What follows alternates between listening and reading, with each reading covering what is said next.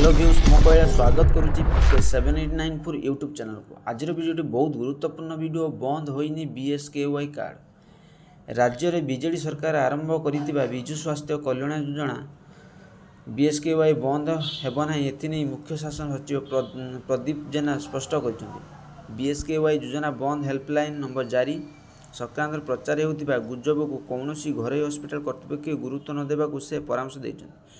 राज्यर समस्त सरकारी और घरोई हस्पिटाल बीएसकेवाई कार्ड रोगी को चिकित्सा करा बीएसकेवाई कार्ड थी रोगी को कौन घरोई हस्पिटाल कर्तृपक्ष चिकित्सा अवहेलित करें ना, रोगी को डिस्चार्ज भी करें ना। एभली अभियोग आसिले से विरुद्ध कार्यानुष्ठान ग्रहण कर सरकार कौन निष्पत्ति नेवा पर्यंत ए कार्यक्रम जारी रही से स्पष्ट कर।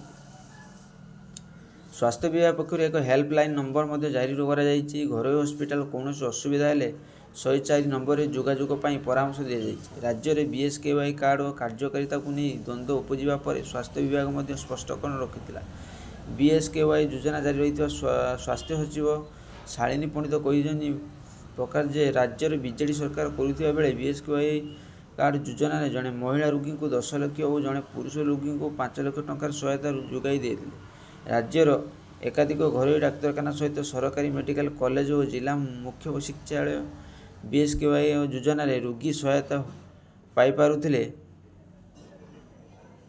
निर्वाचन क्षमताच्युत होगा जो बीएसकेवाई योजना बंद हो जाइतिबा नहीं गतकाली राज्यव्यापी गुजब प्रचारित होती। एथिजोग अधिकांश घरोई डाक्तखाना बीएसकेवाई कार्ड रथिबा रोगी को चिकित्सा नक फेराई देउथिले।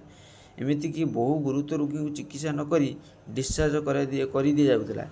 एकाधिक अभियोग होता। अभियोग विभिन्न गणमाध्यम प्रकाशित होगा पर राज्यपाल रघुवर दास तुरंत ए दिगरे पदक्षेप नेबा को राज्यर मुख्य शासन सचिव को एक एक्स पोस्ट ट्वीट कर परामर्श देते। आशा करी वीडियो भल लगे लाइक शेयर सब्सक्राइब करें, बेल आइकन दबाइए।